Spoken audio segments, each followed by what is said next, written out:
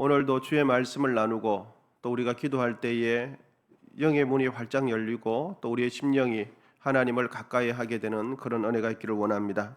오늘 본문도 바울이 참 복음을 믿고 의지하는 것이 무엇인지에 대해서 계속해서 주장해 나가고 있습니다. 어제 본문에서는 바울이 예루살렘에 있는 제자들 야고보, 베드로, 요한에게 예루살렘에 있는 그들에게 사도 바울 자신이 사도권이었다라는 것을 인정받으려고 했습니다. 그런데 오늘 본문에서는 바울이 사도들의 수장격이 되는 베드로를 면전에 놓고 심히 책망했다라는 내용이 기록되어 있습니다. 어제 본문도 그렇고 오늘 본문도 그렇고 상황은 다르지만 궁극적으로 전하고자 하는 메시지는 동일합니다. 복음을 위해서 산다는 것, 복음 앞에서 행동한다는 것은 어떤 것인지를 전해주고 있습니다. 여러분 11절 이제 함께 읽어보겠습니다. 11절입니다. 시작. 게바가 안디옥에 이르렀을 때에 책망받을 일이 있기로 내가 그를 대면하여 책망하였노라. 아멘. 우리가 지금 보면 바울 사도나 게바, 그러니까 본래 이름이죠. 시몬 베드로나 비슷한 격으로 볼 수 있는데 이때 당시 초대 예루살렘 교회 초창기 복음이 이제 막 예수님께서 십자가에 돌아가시고 부활하시고 난 뒤에 그때 초기 교회 역사에 있어서는 예수님의 제자, 그러니까 베드로의 권위가 대단했거든요.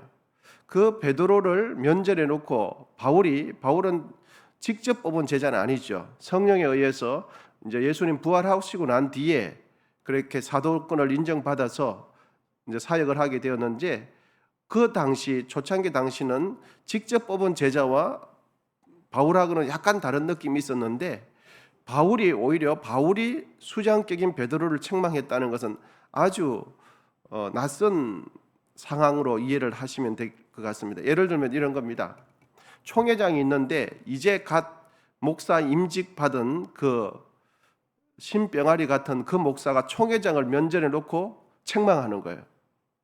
이 정도 차이로 보시면 될 것 같습니다. 그러면 바울이 베드로를 면전에 두고 책망하는 것은 무엇 때문에 그렇게 그런 행동을 했는가 하면 이런 일이 있었습니다. 참 재밌는 일인데, 사도 베드로가 안디옥 지역에 있었습니다. 안디옥 지역에는 이방 사람들이 참 많은 지역 아닙니까? 그 안디옥 지역에서 이방인들과 동석해서 함께 베드로가 식사를 하고 있었어요. 그런데 식사하는 그 시간에 마침 예루살렘에서 야고보가 보낸 사람들이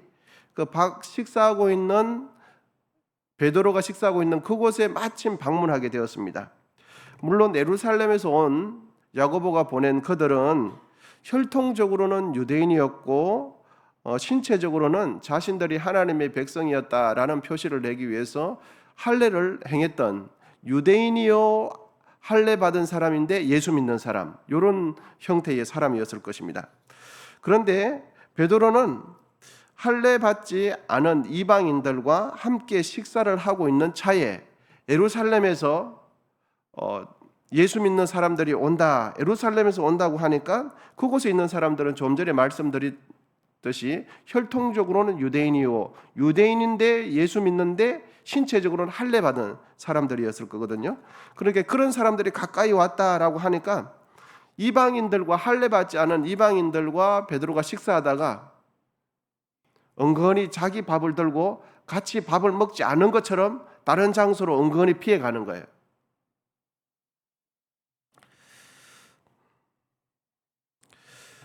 사도들의 수장 베드로가 왜 그렇게 했는가 하면, 유대인들이 이방인과 함께 식사했다라는 그 비난을 받지 않기 위해서 이방인들과 식사하는 그 자리를 피한 겁니다. 여러분 본문 12절과 13절입니다. 이제 한번 읽어보겠습니다. 본문 12절 13절 시작.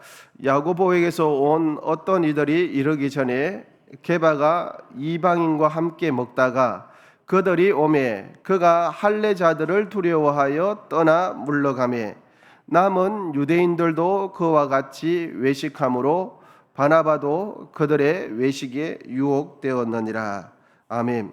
13절에 외식이라는 표현이 있는데 그것은 베드로가 이방인들과 식사하다가 은근슬쩍 이방인들과 식사 안 한 것처럼 시치미를 뚝 떼는 행동을 하는 것을 두고서 외식했다라고 말을 해주고 있습니다.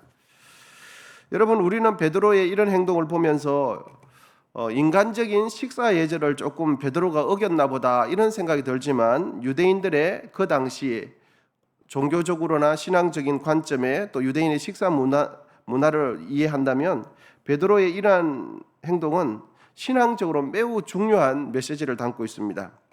당신은 내가 어떤 누군가와 함께 식사한다는 것은 나와 식사하는 파트너를 나의 마음에 또 정신적인 체계, 정신을 같이 공유하고 나의 신앙까지 소통하는 사람으로, 나의 친구로 이해했거든요. 율법을 준수하는 유대인들은 음식을 먹을 때에 모세의 율법을 지키면서 먹는 것과 먹지 않는 것을 뚜렷하게 구분을 했습니다. 율법이 허용되는 음식만 거룩한 음식인 줄 알고 그렇게 먹었습니다. 율법이 허락하지 않는 부정한 음식을 먹으면 음식을 먹는 내가 부정해진다고 생각했습니다. 그러면 여러분, 이방인들과 함께 식사를 나눈다고 할 때 이방인들이 준비해온 음식은 어떤 음식이겠습니까? 율법 규정에 딱 맞는 정한 음식이겠습니까? 아니면 부정한지 정한 음식인지 구분할 수 없는 어떤 음식이겠습니까? 정한 음식일까요? 부정한 음식일까요? 모세의 음식 규정을 지킨 정한 음식이라고 장담할 수가 없는 거죠. 그러니까 부정한 음식으로 이해를 하시면 되는데, 부정한 음식을 먹으면 하나님 앞에서 내 자신이 부정해지기 때문에 유대인들은 이방인들과 식사하지 않았어요. 예수를 믿었지만 내가 하나님 앞에서 거룩해지기 위해서 예수 믿는 이 당시 주의 제자들도 복음이 뚜렷하게 드러나기 전까지는 이방인들과 식사하지 않았어요. 그래서 베드로는 이방인들도 주님께서 구원하신다, 하나님께서 구원하신다라는 것을 안 베드로는 이방인들과 약간 깨름직한 상태 속에서 밥을 먹었지만, 아직까지 그런 복음을 뚜렷하게 알지 못한 예루살렘에 있는 사람들은, 할례 받은 사람들, 아직까지 예수를 믿지만 그래도 할례를 받아야 온전한 하나님의 백성이 된다라고 하는 그런 사람이 오니까 어떻게 하는 겁니까? 그 사람들이 의식이 돼서, 내가 이방인들과 식사하는 것이 의식이 돼서 은근슬쩍 자기 먹던 그릇을 가지고 다른 데 가서 먹는 거예요. 나는 누구와 식사하지 않았다고요? 이방인들과 식사하지 않았다. 그래서 나는 주님께서 우리에게 주시는 그 거룩성을 유지했다. 이런 것을 이제 한 겁니다. 이러한 음식 규정은 예수 그리스도 믿기 전에, 예수님을 믿기 전에 유대인들이 하나님 앞에서 거룩한 삶을 살아갔던 삶의 방식이죠. 그런데 예수 그리스도 십자가 사건으로 구약의 모세 율법은 완성되었으니 예수 믿는 자들은 구약의 음식 규정, 율법을 따를 필요가 있습니까? 없습니까? 없는 거죠. 만일 예수님을 믿음과 동시에 구약의 음식 규정을 따른다면, 예수님도 믿고 구약의 음식 규정도 따른다면 그는 어디에 서 있지 않는 사람입니까? 복음에 서 있지 않는 사람이죠. 여러분, 말이 조금 어렵습니까? 어떻습니까? 여러분, 구약의 음식 율법 규정도, 모세의 율법 규정도 준수를 해야 되고 예수도 믿어야 된다면 여러분, 복음 위에 서 있는 겁니까? 아닌 거죠. 예수 그리스도 안에서 구약의 율법은 완성이 되었어요. 그런데 베드로는 어떻습니까? 이방인들과 식사를 하다가 예루살렘에서 온 사람들이, 할례를 행한 사람들이, 모세의 율법을 지키고 있는 사람들이 오니까 그 사람들을 의식해서 나는 이방인들과 식사 안 했다라는 표시를 내기 위해서 그 식사 자리를 떠난 거예요. 베드로 사도는 예루살렘에서 할례 받은 자가 오기 전까지는 누구하고 식사하고 있었습니까? 이방인들과 식사하고 있었거든요. 그런데 예루살렘에서 아직까지 모세의 율법을 지키는 예루살렘에 있는 그런 사람들이 왔다고 하니까 그 사람들이 신경이 쓰이는 거예요. 그래서 그 사람들 보는 앞에서는 나는 이방인들과 식사 안 합니다. 식사 안 했습니다. 라는 표시로 식사 자리를 밥 먹다가 은근히 옮긴 거예요. 여러분, 바울이 베드로 사도의 이런 행동을 보고서 어떻게 책망을 하냐 하니까, 당신은 참 복음을 따르지 않았습니다. 당신은 가짜 복음, 다른 복음, 왜곡된 복음을 따르고 있다고 사도 바울이 베드로를 책망했다는 내용이 오늘 본문이에요. 이제 14절 같이 한번 읽어보겠습니다. 14절, 본문 14절입니다. 시작. 그러므로 나는 그들이 복음의 진리를 따라 바르게 행하지, 여러분 잠시만요. 그러므로 나는 그들이 복음의 진리를 따라 바르게 행하지 아니함을 보고, 그러니까 바울이 이방인과 식사하다가 이방인과 식사 안 한 것처럼 하는 행동, 이걸 두고 이야기하는 거예요. 그것을 보고 이제 또 읽어보겠습니다. 시작. 모든 자 앞에서 게바에게 이르되 내가 유대인으로서 이방인을 따르고 유대인답게 살지 아니하면서 어찌하여 억지로 이방인을 유대인답게 살게 하려 하였노라. 아멘. 바울이 베드로 사도를 책망한 핵심은 이겁니다. 베드로 사도의 외식된 행동이에요. 예수 그리스도 안에 있는 믿음의 행동을 한 것이 아니라 여전히 사람들의 눈치를 보면서 율법을 따르는 행동을 두고서 베드로는 무엇을 떠났다고요? 믿음을 떠났다. 복음 위에 서 있지 않는 율법 의식 가운데 행동했다. 곧 율법을 따라서 행동했다는 것은 은혜에 그쳤다 이 말이에요. 은혜에 그쳤다는 이 말은 십자가에, 예수님께서 십자가에 죽으셨던 것은 아무런 가치 없게 행동했다 이 말이죠. 여러분, 하나님께서 율법으로 우리의 구원, 우리의 의가 가능했다고 한다면 예수님께서 십자가에 죽으실 이유가 있으십니까? 없어요. 예수를 믿으면서 율법을 따르고 자기 공로를 의지한다는 것은 예수를 안 믿는 것과 똑같은 거죠. 왜 그러냐 하면 율법을 의지하는 것은 하나님의 은혜를 의지하지 않는 거고, 하나님의 은혜의 총체 요체는 무엇입니까? 예수님께서 이 땅에 오시고 십자가에 죽으시고 부활하신 것이 은혜 중에 은혜예요. 바울이 그때 당시 초계장격이 되는 베드로를 책망한 거예요. 당신은 복음 위에 서 있지 않고 외식하는 행동을 한 것입니다. 왜? 사람들 때문에 율법을 의식해서 그런 행동을 했기 때문에 그것은 곧 외식이고 하나님 뜻, 믿음 위에 서 있지 않은 것입니다. 라고 사람들이 보는 앞에서 면전에서 책망했다는 뜻이죠. 여러분, 이제 16절입니다. 16절 한번 읽어보겠습니다. 시작.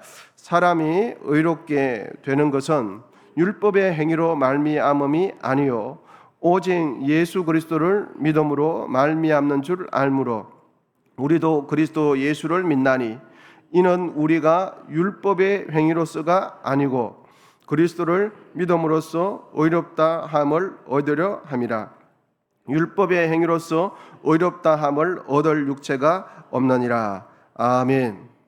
어제도 말씀드렸습니다. 여러분, 예수님도 믿고 부처도 믿으면 예수 믿는 겁니까? 안 믿는 겁니까?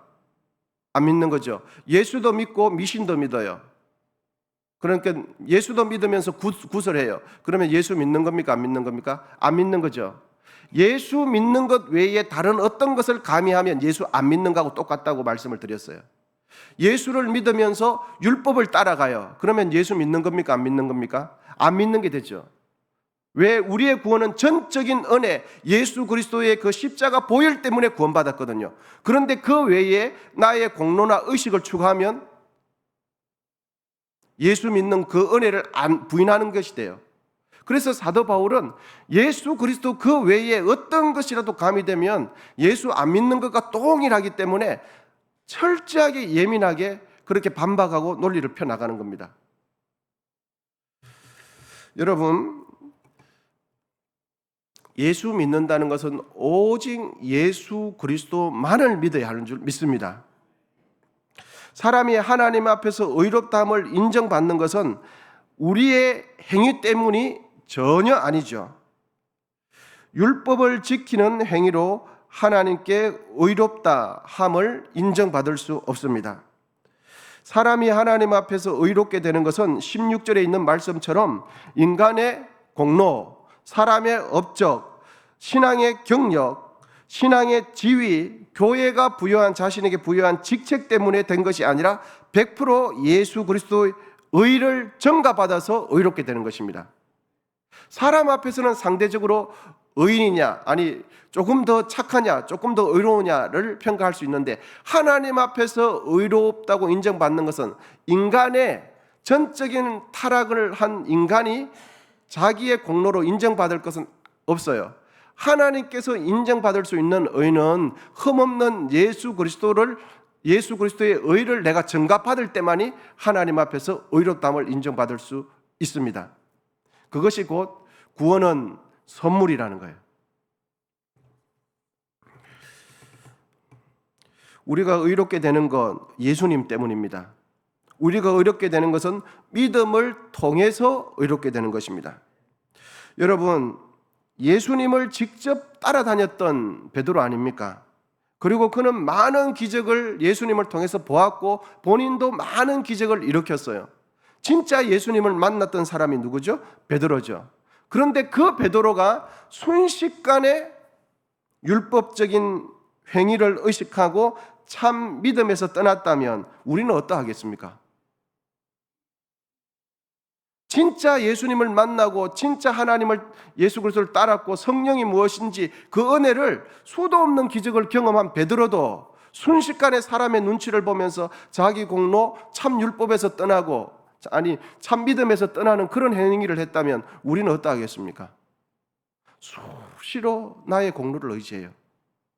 수시로 내가 조금만 수고하면은 다른 사람이 나를 알아주는 거 없나? 이 마음이 자꾸만 올라오는 거예요.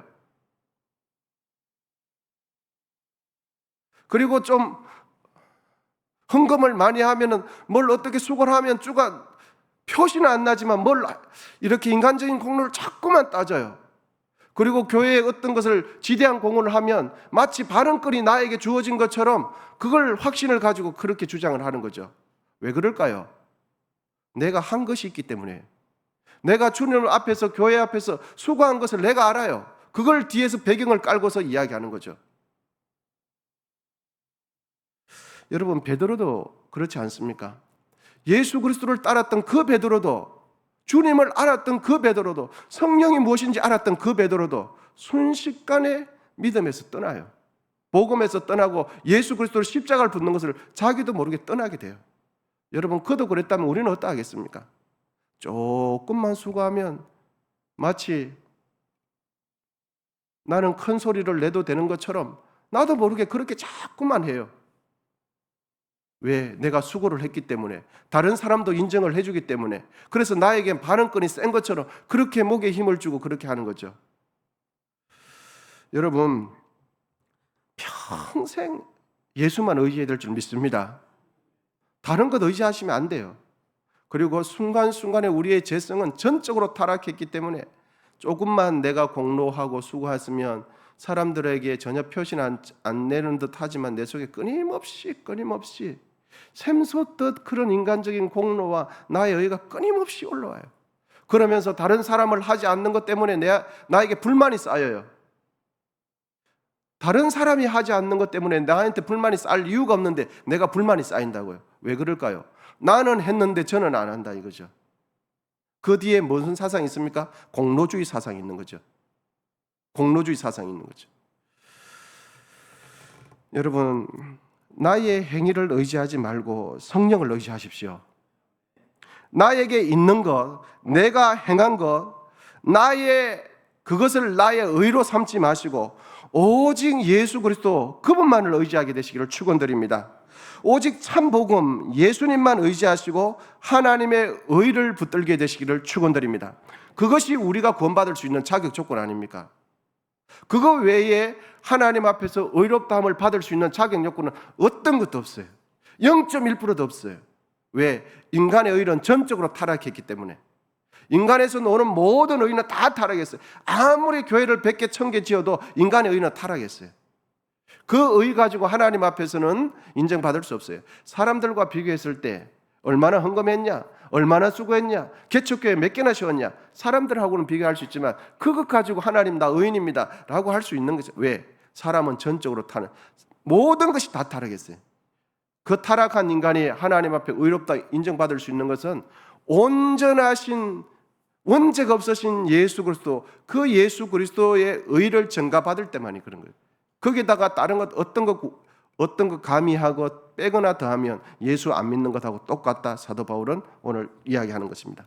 그래서 이 사도 바울은 예수님의 직접적인 제자 아닙니다. 그런데 직접적인 제자 12명의 제자 중에서 3명의 제자, 그 중에서 수장적인 베드로, 사람들이 보는 앞에서 면전에 놓고 당신은 복음을 따르지 않았습니다. 당신은 율법을 행했습니다. 은혜에서 꺼쳐진 행동입니다. 당신은 유대인이면서 진짜 유대인답게 살지 않으면서 다른 이방인들은 유대인답게 살려고 하는 사람이 당신입니다. 당신은 복음에서 떠난 사람입니다 라고 책망하는 거죠. 여러분, 복음은 아무리 강조해도 지나침이 없습니다. 오늘 이 하루 살아갈 때 나는 정말 복음 위에 서 있는지, 나는 신앙생활 할 때 나의 의식, 신앙의식은 내 속에 공로주의 의식은 있는지, 율법주의적인 의식이 있는지, 나는 은근히 오늘 베드로와 같은 이런 식의 나도 모르게 사고를 하고 있지 않는지를 돌아보면서 더욱 복음 위에서는 우리 모두 되시기를 축복합니다. 기도하겠습니다.